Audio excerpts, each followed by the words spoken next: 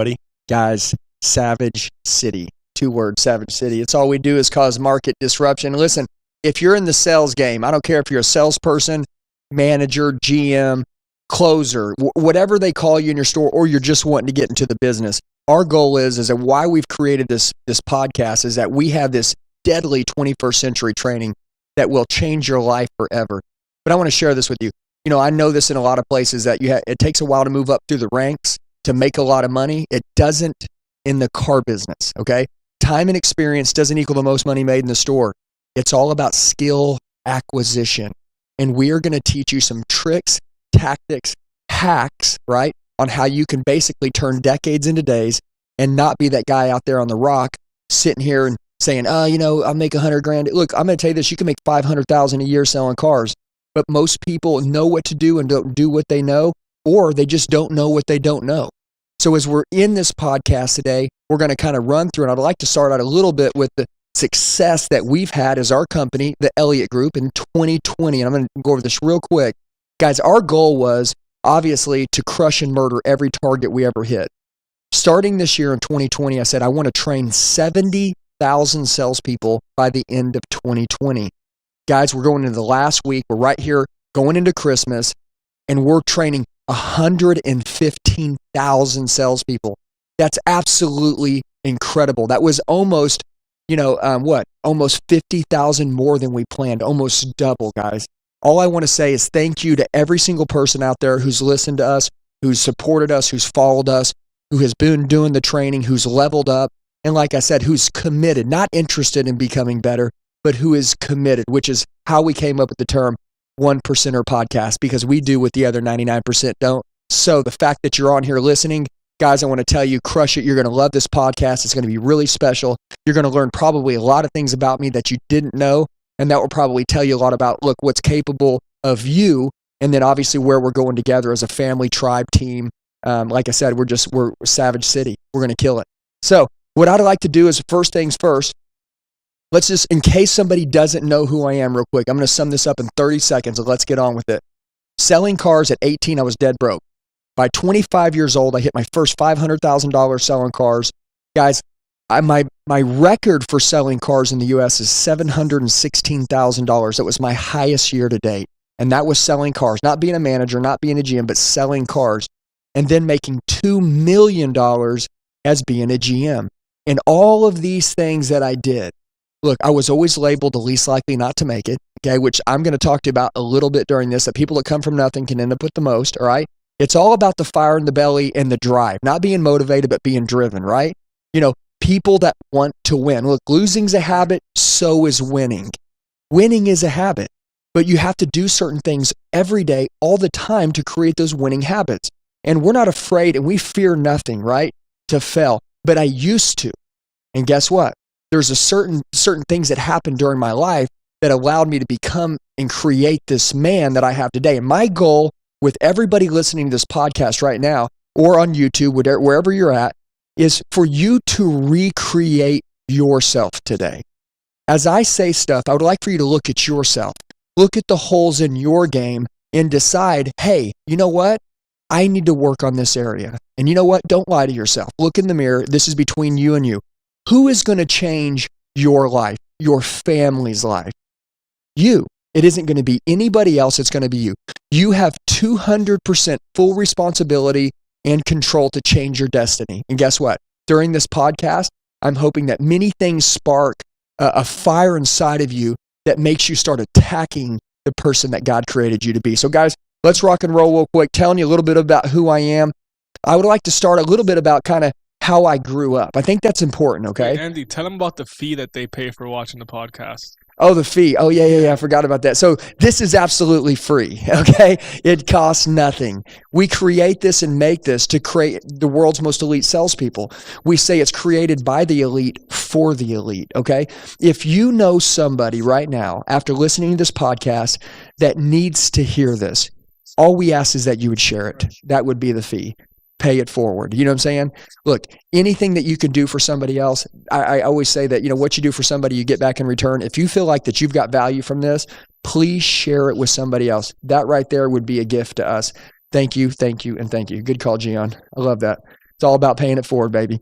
All right. So with that being said, I would like to talk a little bit about, look, and by the way, look, anybody that was raised amazing, I'm married right now. I have 3 kids. I've been married for 15 years. I mean, I am the luckiest man alive, I feel like. I don't deserve my wife. I mean, obviously, I'm married way up. My kids are beautiful. They're all amazing. Here's the biggest deal is that as I sit there and I look at my wife, I mean, as a kid, I never imagined having this life. So some of you guys, you're out there right now, you were raised by a great family. And the idea of it is if you were raised by a great family, you know, that's great. But that wasn't my story. Growing up, my mom left when I was 2 years old. She was straight up alcoholic. I mean, hardcore. 2 years old, leaves me, my brothers and sisters. I have 5 brothers and sisters. She literally rolls out the house and leaves us, and we don't see her again until like we were like 30 years old. And I can tell you that story. That was crazy. But long story short, it was a shit show growing up. It was almost like Jerry Springer, okay? By 2nd grade, my dad had a conversation with us and pretty much said, hey, you know what? Since about the 2nd grade, you guys don't have a curfew anymore. Don't go to jail. Don't get in trouble. I'm going to be watching your sisters, make sure they don't get pregnant. They're running around crazy. And that was really the deal. We ran around all through life and we didn't really have any guidance. So we learned a little bit of street smarts, but we made bad grades all the way through school. My senior year, I had straight D's, May 3rd, 99 tornado, right, in Oklahoma. Tornado Alley, biggest tornado in the world ever comes through, smokes my high school. And if you were passing, you got to walk and graduate. Guys, if I'd have taken that semester test, I would have failed. I would have been held back again. I said again because I got held back in kindergarten, which I don't know how that happens. But the idea of it is I graduate and I'm 18 years old and I don't know what to do. I go work. And the reason why I'm telling you about making bad grades and how I didn't have a great future growing up is because I feel like a lot of people out there, they get labeled and people title them, right? Based on, you know, like how their life is. You know, the kids that, you know, they have money and their parents have nice cars and they have a beautiful home and they live in a great neighborhood. I mean, and by the way, all that's great. All that's great. There's nothing wrong with that. But I feel like those kids are like destined for success. But the kids that don't have that are living in the freaking, you know, in the I don't know, the shack, you know what I'm saying? Dude, I had 1 pair of jeans and 2 shirts that I rotated every other day at school. I mean, dude, that's embarrassing. But you know what? We didn't care. We were just the alternative kids. That was our life. That's what we had, and we did it. And look, hey, you know, that wasn't who I wanted to be, but that was what we got. Well, the idea of it is I was labeled inside almost, and I felt like that was just my life. If I could get a good job, if I could make a good hourly wage, if one day I could get a home or a car, like that would be really cool, right? I was thinking so small because no one was there to stretch me, push me, hold me accountable or anything. Then I started the car business when I was 18. But I had to work a month of construction whenever I graduated so I could learn that I never wanted to do manual labor again for the rest of my life because they worked the crap out of me from 5 a.m. in the morning until midnight. And literally I got a taste of what life would have been like if I would have done manual labor. So I go straight into the car business. And I'd like to tell you about my first car deal. This is where everything changed for me. And I will tell you this, all right? This was luck on my part. Okay. Now, now my next deal didn't go this way, but my first deal, all I had to do was understand that selling cars was my way out. That's all I needed. I didn't know what I was going to do. Look, most of us didn't plan on getting in the car business. We really didn't. How we ended up here, I don't know, but we all have a story how we got here. But the best thing that ever happened to me, and most of us, is the car business. Okay. All that any man or woman could ever ask for is just an opportunity.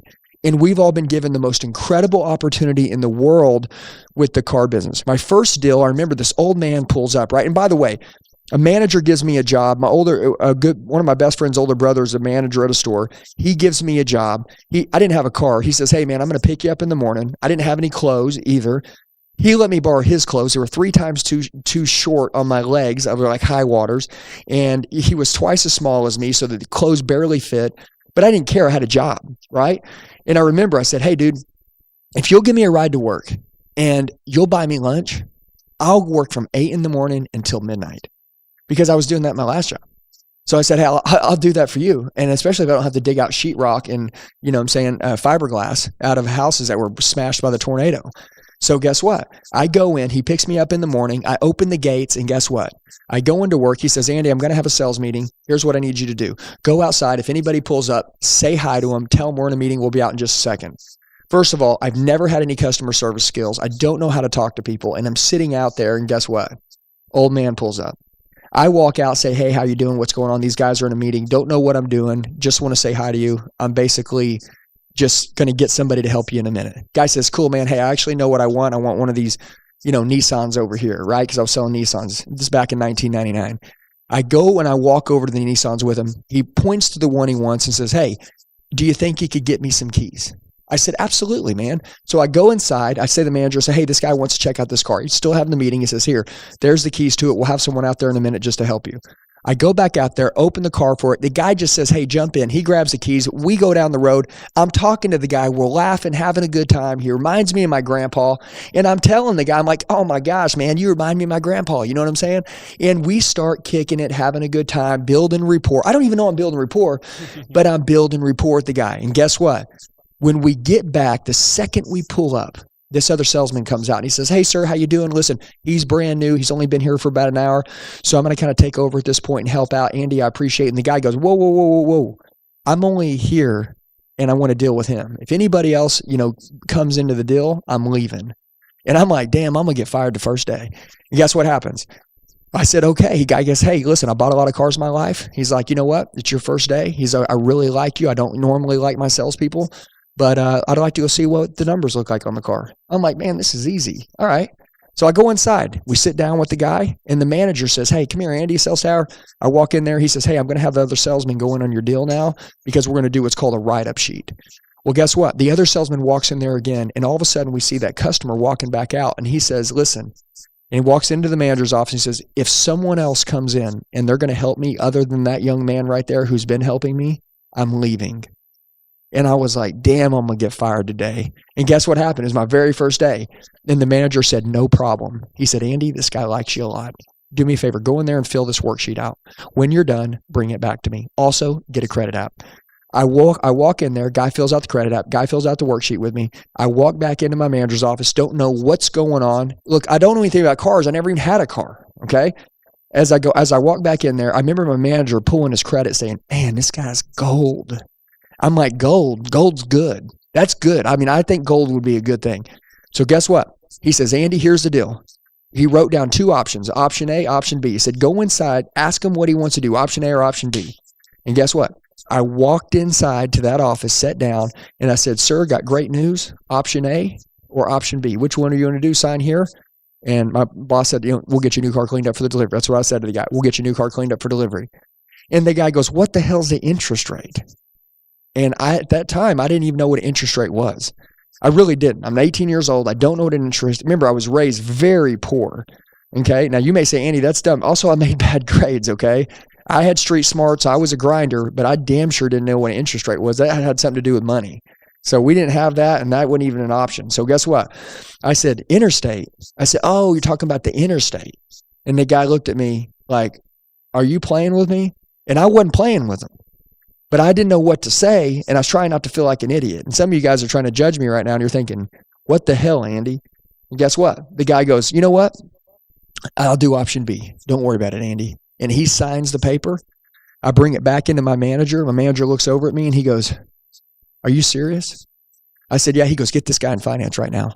Guess what happened? We took him to finance. He goes, you go get this car cleaned up right now, make it brand new, go pull it around. Boom, go grab the car, pull it around. Guy goes to finance, guy comes outside. Manager comes out, shows the guy how all the stuff works, shakes his hand. And when the guy drives off, he says, Andy, follow me in my office right now.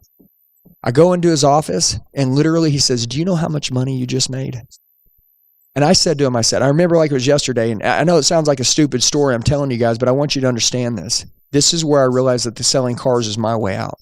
And this was just the beginning, and this is what started the fire, which is why I wanted to start here. He says, you just made $1,800.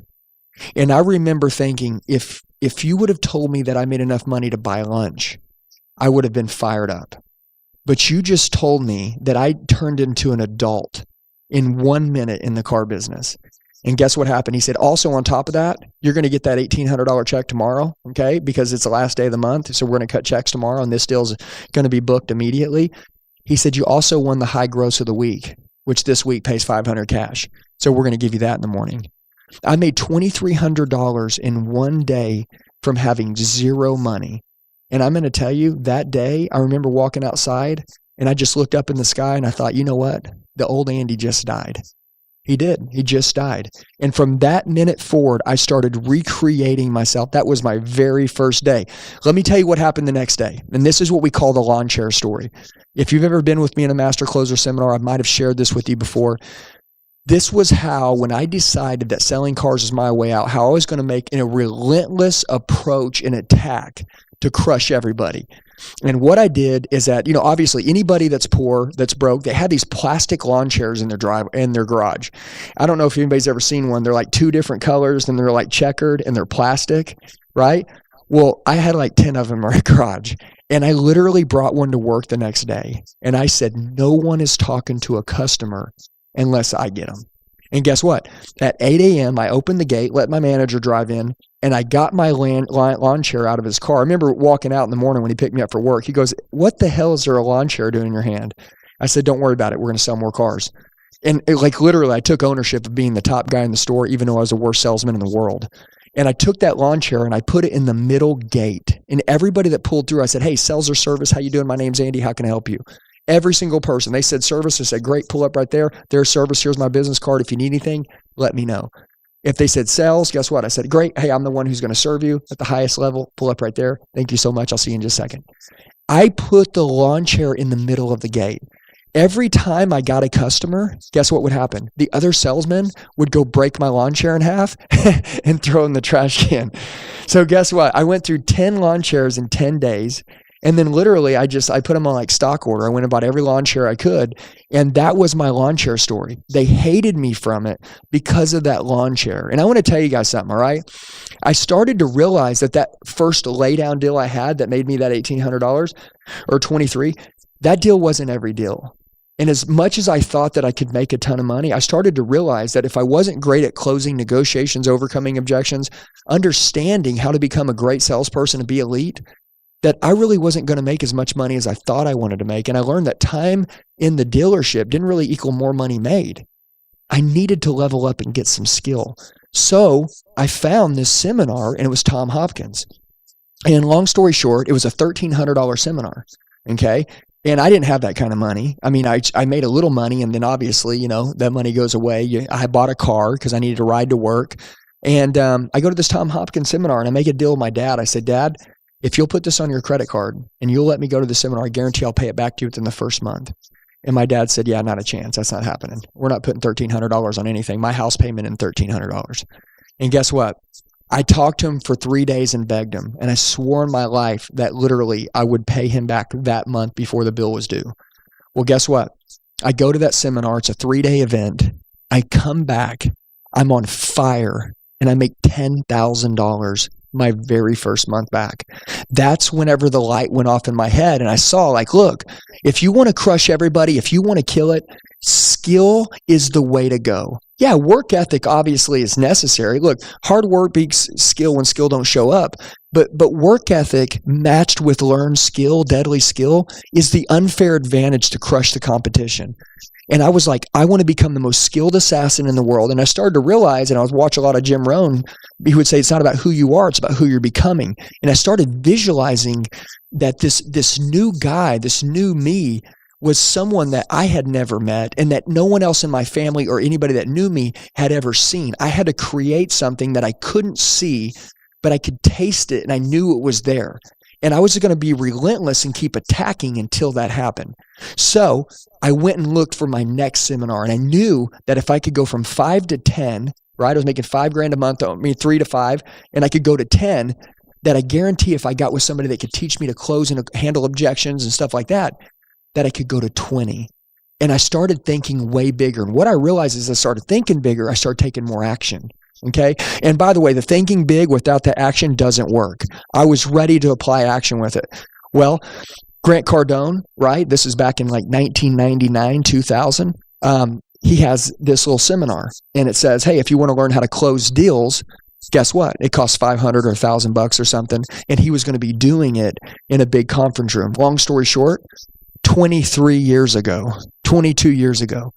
I go to this, and look, the fact that I knew nothing, and Tom Hopkins taught us how to sell great, but Grant Cardone taught us these closes that would work 20 years ago. And guess what? I went in and I learned these closes. I went back to work. I made $20,000 my next month. Okay, I'm starting to catch on now. Every time I spent money on myself, every time I invested in myself on training, I made more money. Now listen, I was an action taker. Look, I had a fear of loss that I was going to go back to that sewer life again that I had. So I literally worked relentlessly, but this new skill was my unfair advantage. That's how I crushed everybody. So guess what? I go back to the dealership, and I'm going to tell you guys when I say this, when you don't know how to close a deal, back then, managers didn't help you. They split your deal with another salesperson.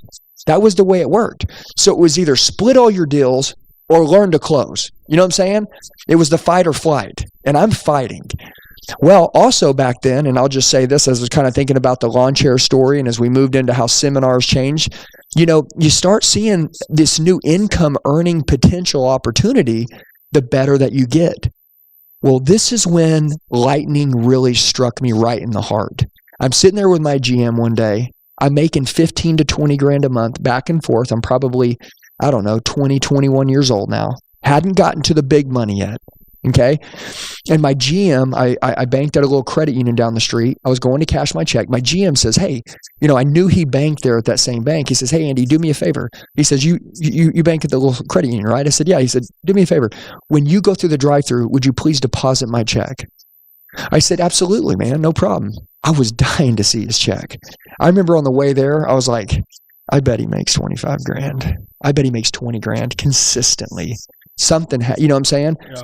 Guys, listen, I'm going through the drive-through. I deposit my check. I go to pull his out. And you know what I see? I see a $48,000 take-home check.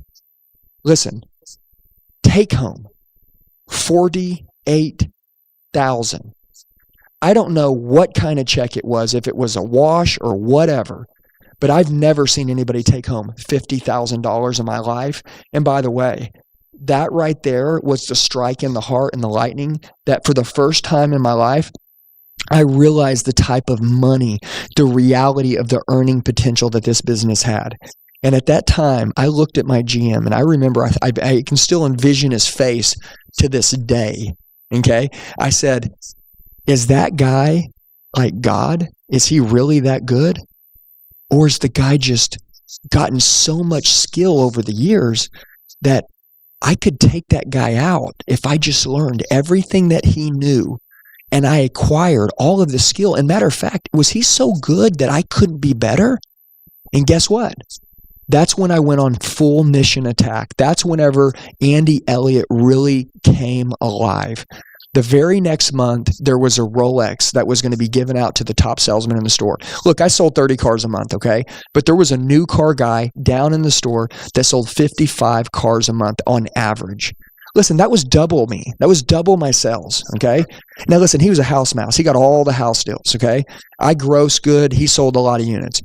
The owner of the store, there were 60-something salespeople, said, hey, top salesman in my entire company, right, gets a Yachtmaster Rolex, okay? White face, 44 millimeter. It's a $13,000 watch. By the way, I got it sitting in my safe right now. Guess what? I never wore it, but I won it. And I want to tell you how I did, okay? I decided that if I could get that watch, it wasn't the Rolex watch I wanted, but if I could get that watch, that would stand the line and draw the line in the sand that anything I ever wanted for the rest of my life I could get. But it required me to double my sales.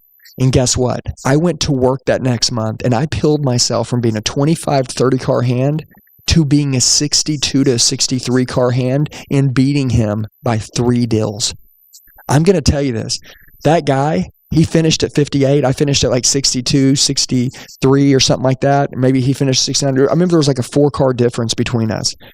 He had me beat going into that Friday, it ended on a Saturday. He had me beat by 7 cars. I had to go into like crazy war zone to end up winning. But my point is it just proves that sometimes you don't come out the gate winning, and people think that winning looks like a massive month of like every day destroying it. It doesn't. I think sometimes during that month that you have that record month, there could be a couple days that you blank and don't sell a car. But most people on those days fall apart because they lose track of the vision of what they want. Well, long story short, I ran that month as hard as possible, sold my 62, sold my 63, I won that Yachtmaster Rolex watch, walked into the store, BC Clark's, pick it out, and I remember that guy, he's like, man, $13,000 watch, you won it, how's that feel? And I was like, man, you have no idea what this watch stands for. I don't care about the 13 grand. This watch just proved that whatever I want to do, if I apply enough action and if I believe and I think about it often and I think about it for a long time, my thoughts start to change inside my head. And I believe that I can hit that and I can do it. And I see myself hitting it.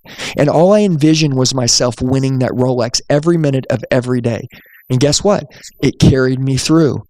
So from that point, that was the beginning of Andy Elliott starting to destroy it. After that, I averaged 50 to 60 cars a month. I never went back to the old me, and I buried Andy again on that day. From that month forward, guess what? I started earning $30,000, $40,000, $50,000 a month. Like I said, by the time I was 25, I made my first $500,000. Guess what? By the time I was 27, I hit my $700,000 check. Here's the kicker. I met my wife.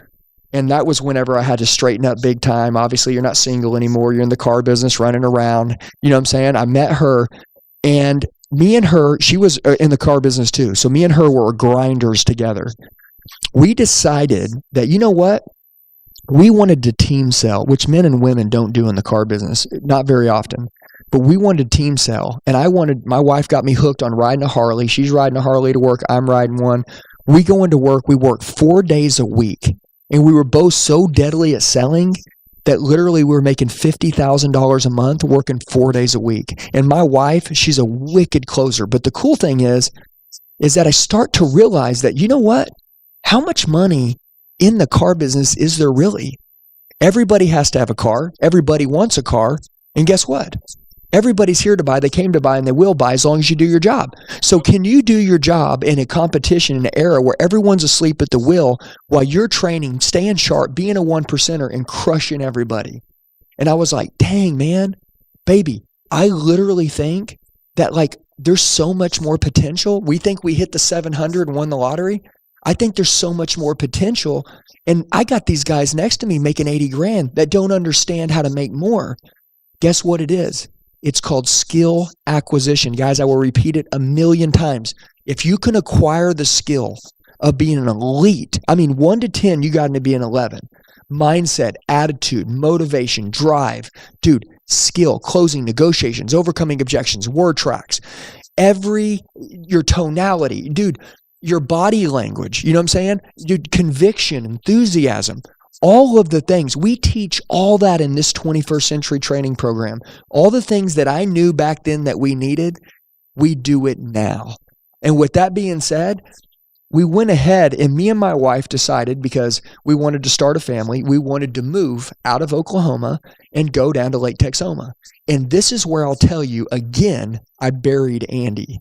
Okay. And when I keep saying I buried it, I literally keep getting to new places where I thought, you know what? There's another place to go. The rabbit hole is deeper. I really think there's a new place that we can crush this. And guess what we did? We went to a store that was selling 70 cars a month in a town where the average income was $1,500.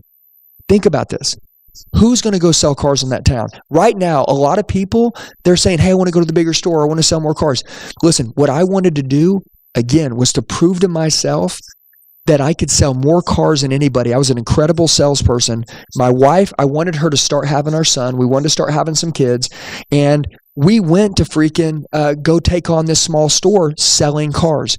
The owner said the top guy here sells 13 to 15 a month. He makes 5,000 a month. And the store selling 70 cars total. My very first month, I sold 40 cars there. Now, that didn't mean I sold 40 out of the 70 that were being sold. I started generating my own traffic, which is what we teach, which is marketing. And we teach everything from closing negotiation, but we also teach marketing. Month 2, I sold 50. Month 3, I sold 60. Month 4, I sold 70. I averaged 70 cars a month for 2 years straight in a small town that you would stop to use the bathroom on the way to Dallas. And guess what? And I mean this when I say this. We took the store to selling 210 cars a month on average, just because when the tide rises, all ships rise. Everybody that was selling 8 to 10, when they saw me selling 70, they turned into 20 car hands, because when you get bigger, better, faster, stronger, so does your competition. It was a beautiful thing in the store. I was watching these other salespeople because they would watch what I would do with the customer. They were making more money now. And I'm like, oh my gosh, man. So I'm selling 70 cars a month. These guys that were selling 8 are selling 20, 25 now. You know what? I'm like, dude, I told my wife, I said, I feel more, I get more out of not me selling the 70, but taking the 10 car guy to 25. And I wasn't even their trainer. I would just teach them little things along the way. And that's when we decided to open our training program. For the very first time, I said, you know what, babe, I don't want to do anything for me anymore. I want to do it for other people. And we really took the servant heart, and we wanted to build the biggest, baddest, strongest training company in the world. And this is back in 2011. Now, at this point, I go in, I take on 4, 5, 6, 7 stores on training. I'd walk into the owners and I'd say, hey, you know what? Are you selling on the bottom, the middle, or the top? And the owners would say, well, you know, we're doing pretty well. I'd be like, oh, okay, cool, man. Hey, listen, if I'd like 5 minutes of your time, could you please do me a favor? Could you please page your top salespeople into the room, top 2 or top 3? What I'd like to do is hit them with a couple objections. If they can't overcome them, okay, I'll show you how I would do it. And then if you like that, maybe I could teach your whole staff. What do you think? And they'd be like, okay, cool. I'll call in my top guys. And I think I thought I was just screwing with them. But I would call in their top guys and I'd break them right in front of the owner. And then guess what? Then I would tell them how I would do it. Their jaw would drop. They'd be like, oh my God, can you teach that to my guys? I said, absolutely. And then guess what? I'd have an account. And that's how I did it. I spent my time traveling around. We were doing great, but guess what? Now I have my second daughter on the way. And my wife, she wanted to travel with me when I would go. And I would say, hey, you know, and plus we had my son. It just got to where I was a little uncomfortable.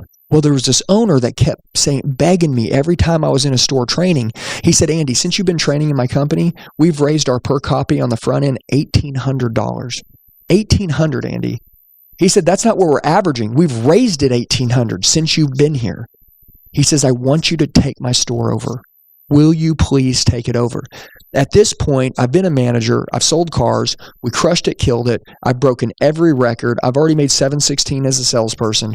Okay. I'm not sitting on no mountain. You know what? When I always say this, you go to sleep on a win, you'll wake up with a loss. When you climb a mountain, you know what? You come down off that mountain, you go climb a bigger mountain. I ain't going to be no one-timer in my life. Well, my wife is tired of traveling. And I thought, you know what? This guy keeps coming at me so much, like saying, Andy, just tell me what it takes. Tell me what it takes. Tell me what it takes. He has a store that's selling 150 cars a month.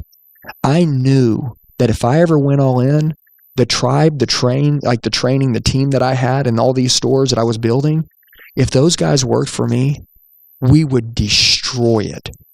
But it would, you know how I am. I go all in. So once I went all in, I was afraid that I wouldn't come home again, because once I commit to something, it's just crazy. So guess what? I sit down with this owner and he says, write it down. And I remember take a pen and a piece of paper and I wrote out everything that I wanted, everything. And I slid it over to him. Now listen, I've showed this guy massive results. I've already moved the needle in a store as a trainer. Okay. And as I showed it to him, he said, hey, I'll do it. Can you start tomorrow? And literally, I remember calling my wife and she said, hey, I want you to start tomorrow. And I said, no ways. I said, I'm going to go back into the dealers, the people that have given me the opportunity to train them. And guess what? I'll start in a month from now. And guess what? I did it the right way. I didn't do what the car business always wanted me to do. You know what I mean? And that owner said, fine, I'll see you in a month. I went back through, and all my accounts that I had, I told them that I was going back into the business, and I appreciate them and I love them. And guess what? I started my job as a GM. The record in that store was 320 cars, okay? Within a 40-year time frame that it had been open. There was a plaque on the wall that said 320, had a big picture of all the managers, GMs, and everybody. I told my wife I'm going to snap that plaque in half in 3 months. The store was selling 150 at the time. Literally, within 3 months, we were selling 360 cars. I slammed it on the ground. We tore it in half. We snapped it in half with my entire sales team. Here's the beautiful thing. The owner, when I took over the store, he told me, he said, hey, listen, I'm going to tell you this. All these salespeople, they suck. All of them suck. I recommend you calling all your stores that you train and bring in and recruit other salespeople because these guys are the worst. Guess what? I didn't replace one guy. I just went in and trained them all. We started implementing training 3 times a week for an hour, and I did it all on my own. And guess what? After that 90 days, we beat the all-time world record that the store had ever had.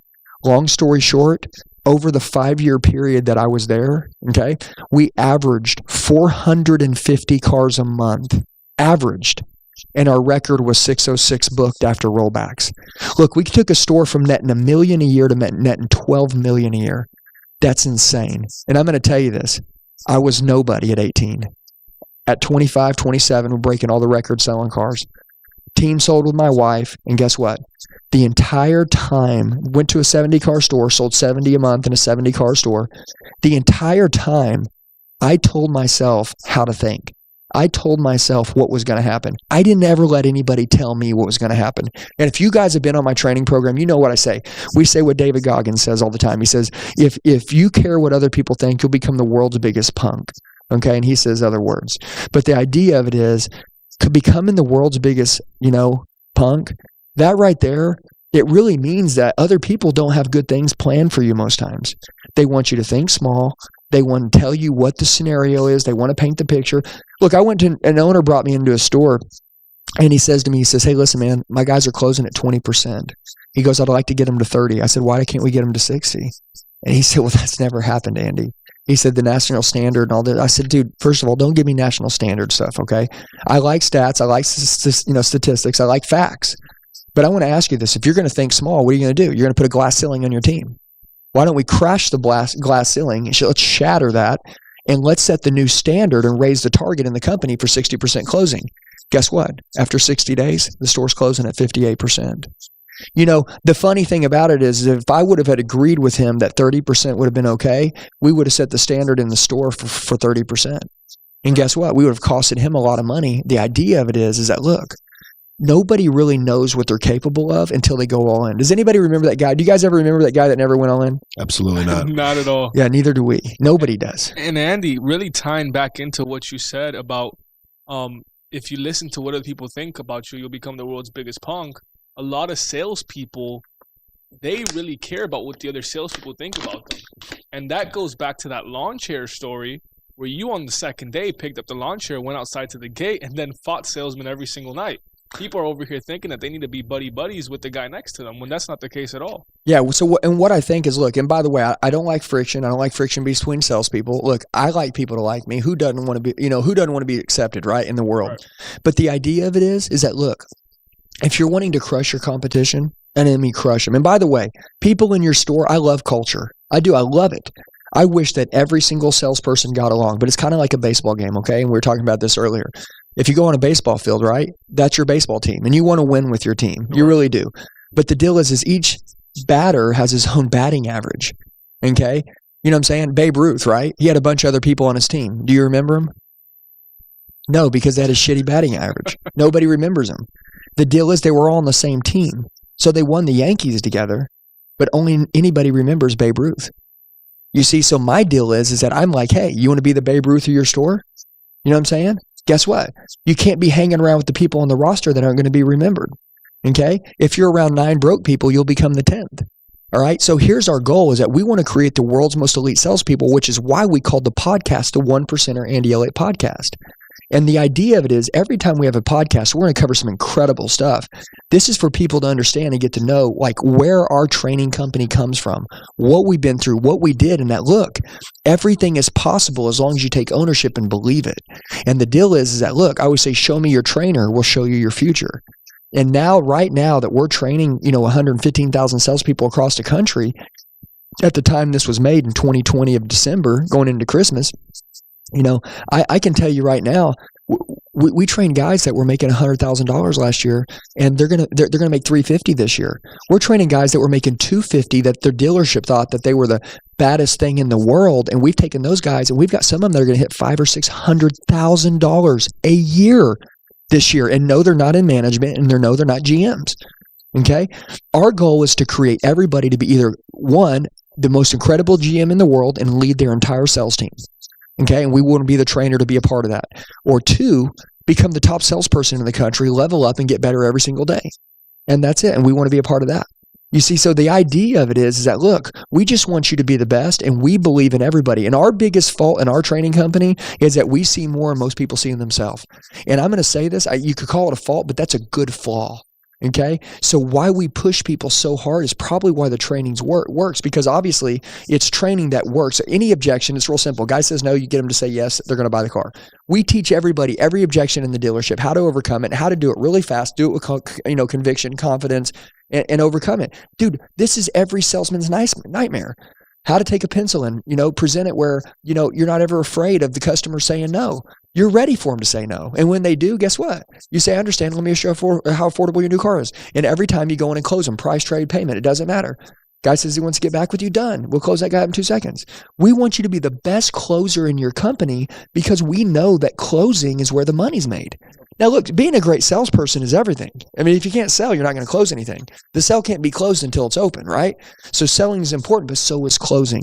And then also we teach the marketing that gives these sales guys the unfair advantage, how they can generate 25, 50, 75 leads a day straight to their cell phone and become their own business inside of the business.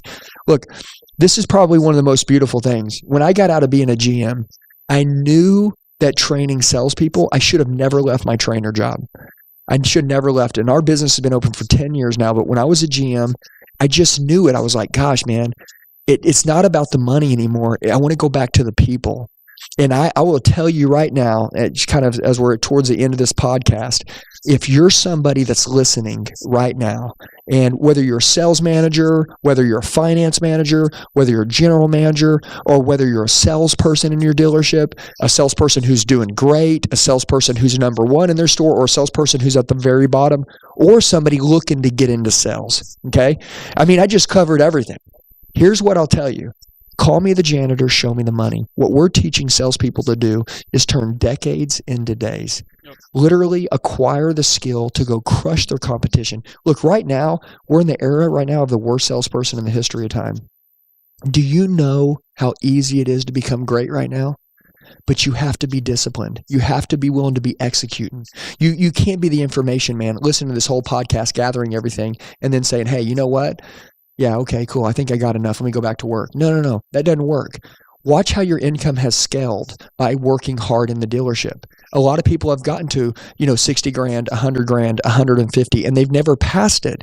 And here's what I want to ask you. If you want to double your income, can you get twice as many hours in the month? You get twice as many days? No, you get the same amount of days and the same amount of hours. Most of you can't work any more hours. You're already working all you can. And guess what? If you are working that many hours and you have a family, your family is learning to live without you. Okay? So what you have to do is skill up. And that way you can scale up so you can get the life you love, which is why we always talk about we want salespeople to get the life that they deserve. We want them to create their best life. And then guess what? Also get paid what they're worth, right? Yep. You don't get in life what you deserve, you get what you negotiate. I mean, yeah, you don't get life what you deserve, you get what you negotiate. If you're showing up in the morning, putting the coffee on, you're great to everybody at work, you're nice and loving, and then you're selling 15 cars a month. I'm going to tell you this, at the end of your life, you're going to live with regrets, okay? But if you go all in and like I said, I'm not telling you not to love on people, okay? But you go all in and you put forth all this killer training program that we have and you go all in, dude, it's the fastest wins we've ever seen. From people going, I mean, how many times, Gian, have we seen people going from selling 5 cars a month to literally going to selling 20 to 25 cars a month in a matter of 30 days? It's insane. And true, I was one of those people. You were. Your story about how you went to the Tom Hopkins seminar and how you went to the Grant Cardone seminar, it's literally a replica of my exact path with you. I mean, I was selling 5-7 cars a month, not making any gross, barely covering my draw. Came to a Master Closer seminar next month, 12 grand. Yeah. Long story short, came to 6 more in between, and then did 21 grand. Yeah, and it just kept scaling. And the deal Exactly. is the guy you've created, I don't even know who the first person that came in here today, that guy's dead. Okay. And you've killed that guy a million times over. So is Ryan. You know what I'm saying? You know, I mean, everybody has this amazing story. I mean, Ryan, you know, do you remember the first time you sent me a video? You were in the car, and I remember I said, God, man, this guy's taking notes. Ryan's a note taker. Oh yeah.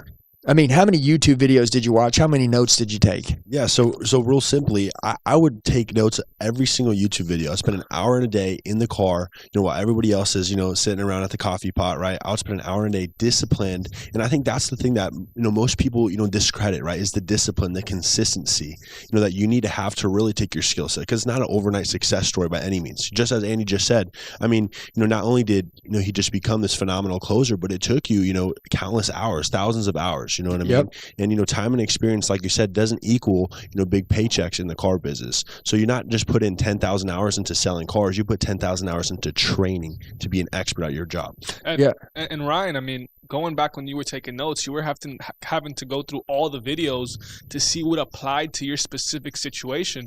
Now the beauty of it is that Andy's released some courses that teach you exactly from A to Z how to do what Ryan spent hours trying to find the videos. Right. It's all there laid out for you. Yeah, it's like, here's the test, here's the answers to the test. And the cool deal is like I said, anybody listening to this right now, our number one goal in life, bottom line is this: we have the world's number one sales training program, hands down. There is nobody in the automotive space that can compete with us. I will say that. And by the way, the haters can come out, but I will say that. Grant Cardone stuff, I love Grant. He's 15 years outdated. Yep. Okay. He's outdated. Okay. He's 62 years old. He's into real estate. He didn't ever clone himself and build something to be badass underneath him. You know what? You know, Tom Hopkins, you know, I mean, I think he's alive anymore. But I'm just saying, I love that guy. You know what I mean? Yeah. You know, Joe Verdi, old. You know what I'm saying? No one underneath him. I mean, Ziegler died. I mean, we don't have anybody in our space. There's no competition. Yeah, but we don't have anybody in our space to take us to the next level. And that's why, as a GM, I kept telling my wife, I said, listen, if I could take a salesperson and I could show them how to go make $250,000 in a year, it would change their entire life. And not only could I be a part of something amazing, but guess what? The business that I'm passionately in love with at 23 years, on fire for, if anybody hasn't seen Andy Elliott YouTube videos, go watch them. You see the fire I preach with. I can't yell in this podcast deal because I'll break your eardrums. But the idea of it, I'm so passionate about it that guess what? That's what I want to do, is change the lives. Now we're looking up. I look at the scoreboard. I look at your scoreboard. And we have learned how to take you from no matter what level you're at. Guy calls me and says, Andy, I'm making $300,000 a year. What can I learn from you? We train live with that person. We train with them on a specific course. Guess what happens? That guy goes to making $400,000. His owner calls and says every time, they say, hey, what the hell did you do to this guy? How'd you take him there? Well, number one, you wanted it. But number two, we gave you the skill set to get there. That's the amazing thing. And I'm going to tell you, when I say this to you, there is a relentless, unbelievable, just sales team that's being built across the world right now with our training program. And it is insane. And I'm so proud of everybody. And as I said, you know, we've made so many YouTube videos. We have almost 500 YouTube videos out. You know what I'm saying? Like I said, we're training 115,000 people this time.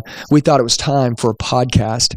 And going into podcast one, I figured the very best thing that we could do on podcast one is, number one, introduce myself. Make sure that everybody understands that, you know, people try to put titles on people that are doing extraordinary things. If you're doing something great, you know, your dad must have been a dealer. You know, you must have got an easy break. You know, you must have been in a dealership selling 1,500 cars a month. No, man, none of that had happened. But guess what? As we go through and we push through together, we will dominate everybody together. Not compete. We will dominate.